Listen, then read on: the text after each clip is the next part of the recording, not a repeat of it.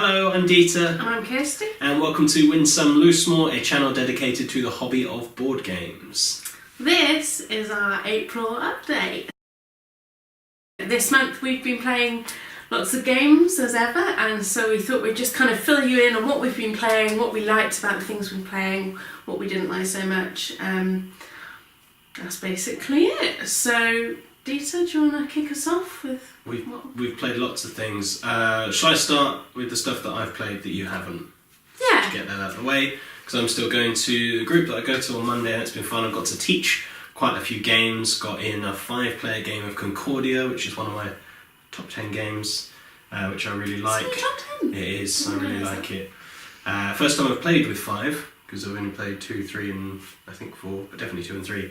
But I still really enjoyed it. It offers a lot. I taught Century Spice Road. I taught Small World, another top 10 game. Great, has a Century Spice Road actually. I'm teaching all my favourite games, which is good. But got to learn San Juan, which is like a precursor to Race for the Galaxy. Similar cards count as everything. You're building 12 cards in front of you. It's quite similar. But that was good. There were enough differences that I did badly at it. I do badly at a lot of games, but I was trying to play it like Race for the Galaxy, and it's not. We taught no thanks. We've taught Baron Park that we talked about last time. Check out last month's video. We played Dice Masters. I got some new Dice Masters stuff. That was fun. Oh yeah, we've got hundreds more dice. It's not hundreds. Taught Spirits of the Forest. Taught lots of things. Got to, what else? Rattle, battle, grab the loot. Someone taught us that. We played, sorry to interrupt. You do that. Just carry on. Interestingly, just a point. We played Codenames Pictures with someone whose first language wasn't English. I just want to make this point. It's quite interesting. We thought, pictures, it would be easier to play with someone who doesn't. And I've even heard that. I've heard people say it works better because it's pictures and it's not language dependent. But I would say it is quite language dependent, because you need to know little nuances, I guess, and how words link together in English to understand the clues that are being given. Double meanings. And so So just a side point. If you are thinking of games to play with people whose first language isn't English, I think Codenames as a general rule is quite difficult if they're not totally fluent. Unless you get it in their language, in which case you'll struggle. Yeah. But like Codenames sometimes uses like idioms and blah blah blah, and it's quite difficult. However, Bang the Dice game. Perfect. Took a couple of goes, but we got there, and no thanks. Also great. Nice and simple. It's just numbers. Throw a chip in if you don't want it. So that would be an interesting list to put together, actually. Yeah. Games of ours that work well with people with different languages. We'd have to work on the title of that one. A shorter one. Yes. Anyway, sorry, that was just me. So we got rid of Codenames Pictures. After I spilt wine all over it. Another story for another day. So I think that's all the things that we did. I taught you Marvel Legendary, which we'll look at another time. It's still only the first or second time I've played it. Good. We like deck building, don't we? Do you like deck building? Yeah, I do like deck building. We like deck building. So we got a few new things. We traded some stuff. There's stuff that came in just at the end of the month before, but we hadn't really played, so we'll talk about now. I'm going to go first because mine's more of a weird one. I mentioned this in the last video. This is Vast the Crystal Caverns. I haven't actually played this, but I kind of have. I like the artwork. It's lovely, isn't it? It's a cool style. So this is a fully asymmetric game. So that means that everybody is doing something completely different. Not only what character you play, whether the knight, the goblins, the dragon, the thief, or the cave itself, weird. Not only do they work differently, but you're trying to achieve different things. The knight's trying to slay the dragon's trying to wake up and get out of the cave, the goblins are trying to kill the knight, the cave's trying to collapse on everything, and the thief's trying to get treasure and break his curse. So they're all doing different stuff, and how you do it is very different. Now I've sat down and done kind of the solo variant for each of the 5 characters. 4, you can't do it with the cave, because what would you do? I've done it with the 4 characters, and it's really fascinating. It is like 4 different games inside the box. Although a couple of them felt similar, because the knight can't kill the dragon if no one's playing the dragon, so you collect gems, and so not as good, I imagine, but really interesting and really excited to try this. We need to do 2-player to see how that works, and I think 4 or 5 would be the ideal, but it's finding the people and the time, because there's a lot of learning. There's like a whole double-sided A4 sheet per character to try and figure out. But so that one I have kind of played, but we'll talk about properly if and as and when we've actually played it properly and competitively. So that's Vast, the Crystal Caverns. Shall I? Yes. So I'm going to talk about Patchwork. So this is a game that we have long anticipated. I don't know if that's wanted. We have wanted for a while. Actually, I think I mainly More so, been the yeah. one wanting it. But Dieter, now we've got it, is really excited by it. Thank you. It is solely 2-player game, and it's basically Tetris with pieces of the patchwork to make a blanket. And the aim is to get buttons. And it's just really good. That's all I can say. It is an excellent game. It's the sort of game that it can take quite a lot of brain power if you want it to, or if you're new to it, you don't need too much brain power. And therefore it's good for gateway gamers. We both commented that we'd play it with our families. We'd play it with kind of anyone of any age, any ability. Not any age. I mean, 4-year-olds would Probably an age on struggle. the box. I don't know. Probably 8. But I like it because it's just quite nice. I like crafty things, and so patchwork blankets are quite nice to me. But it is also, it's just so good. I got a bit moody yesterday because I had seen that I had lost before the end of the game. Which actually, this is going to be poorly explained. So this game is actually very good at, you get to the end and it's still not quite clear who the winner is until you've done the points, which is a good thing. That is a nice trait. But I had found that I blocked myself off from making any of the patterns that I needed to. And I'd already got the bonus points. Yeah, and Dieter had got the bonus points, so I just wanted to cry. But How much did you score in the end? excellent. -2. How much did you score? On that one, I think 16. Yes. But the previous game, we were only a couple of points out. I had 7, you had 4. Yes. Because you get loads of minuses if you leave gaps, and we do that because we're not great at it. But thoroughly recommend it. Yes, last month we spoke about Barron Park, which is similar. It's that Tetris style thing.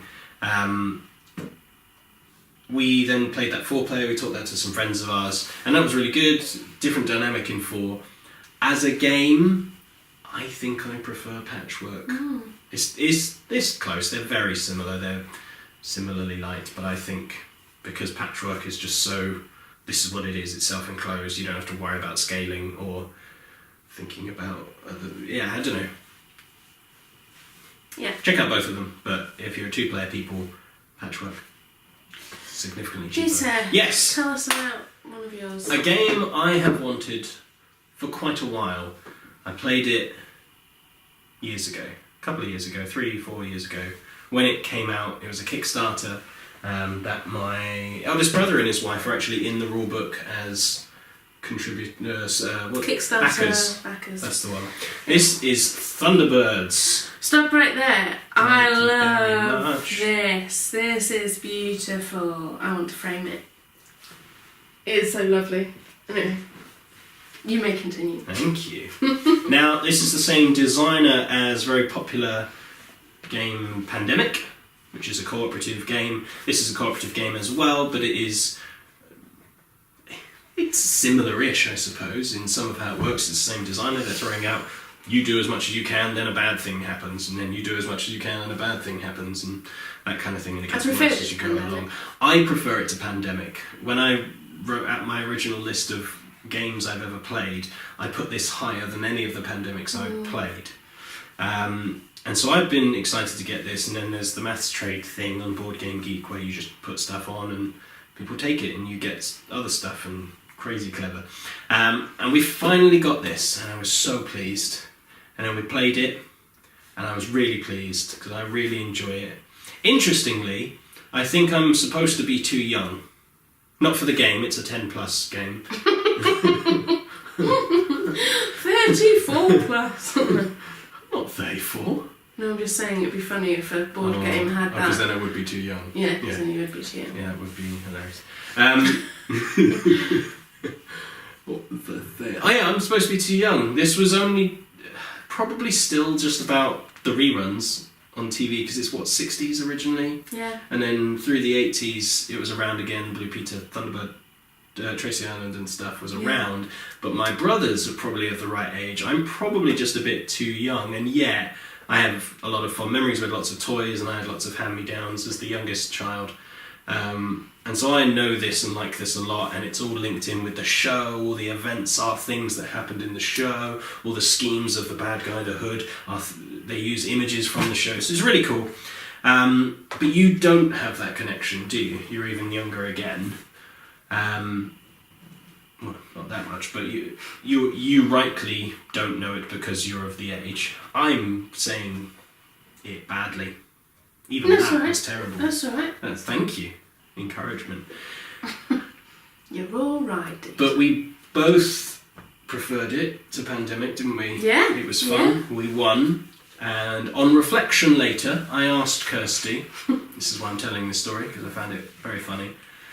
I asked her what she thought of the game, and she said, oh, yeah, I liked it. And then looked at me in the face and said, I think I'd prefer it one player. Yes. Did you mean to be as rude as that is? Yes. Oh, good. No, I'm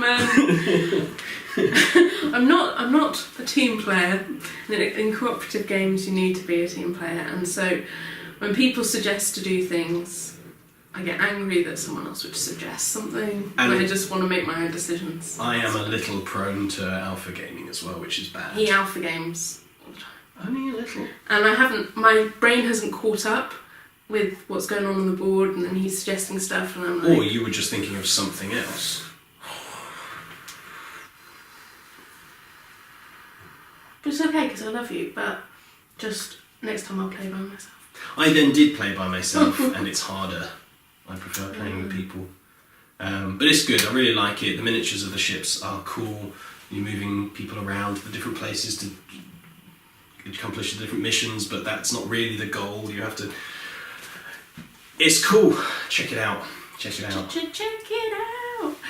Can I go? Yes, please do. I want to talk about, I don't have a box, but I want to talk about Escape from Colditz.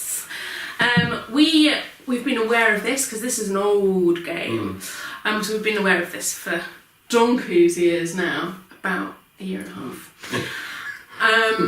Thank you for clarifying. And we finally got to play it the other week around our friends.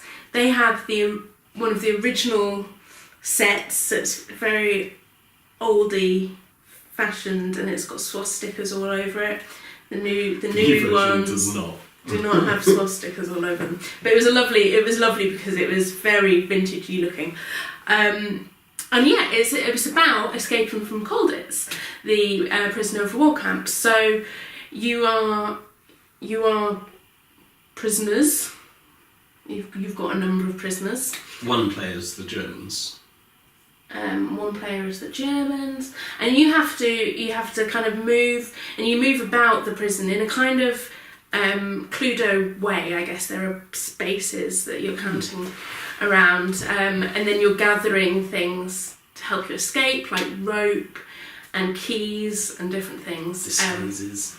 Disguises, and then you have to climb walls to get out, and then you can You can use some of your prisoners to distract the army guards. And the aim is to escape. Whilst the German character is trying to catch you and stop you, and they control so many more people than you do, and so they can kind of cover all their bases. It's tricksy. I thought it was excellent. I really enjoyed it. It is quite traditional in the way it plays. Nothing particularly new, but everything thematically fits. It's quite a nice game for that, and I enjoyed that it was old. And I just enjoyed the way it played. And it didn't last too long. I was worried that the game would last too long. In fact, we kept extending it because we wanted to continue playing until I won. Yeah, until one of the prisoners won rather than the Germans. Excuse me. Bless you. Thank you. So yeah, escape from cultists. You're not quite so enthused. I'm not unenthused. It's interesting. I think when it came out, it would have been ahead of its time. Okay. Because it's not Monopoly Cluedo. Yeah. Like, there's more to it than that. There are the thematic links. There's actually a narrative to it. There's good choices to make. The roll and move is not, oh, I rolled 6, so I'm doing better than you, because you allocate your movement based on the roll to as many of your people as you want. So there's choice, there's strategy, there's all sorts of things. And then there are the random kind of luck cards that will just go, make a break for it and go for it and see what happens. Yeah. Which you tried, didn't you? Yeah, you were very that's close. fun. I enjoyed that. You get one shot per game just to go, I don't have the equipment I need, screw it, let's try it. I'm just going to go and run and see if I get caught. You got caught. I got caught. It's fun though. I enjoyed that.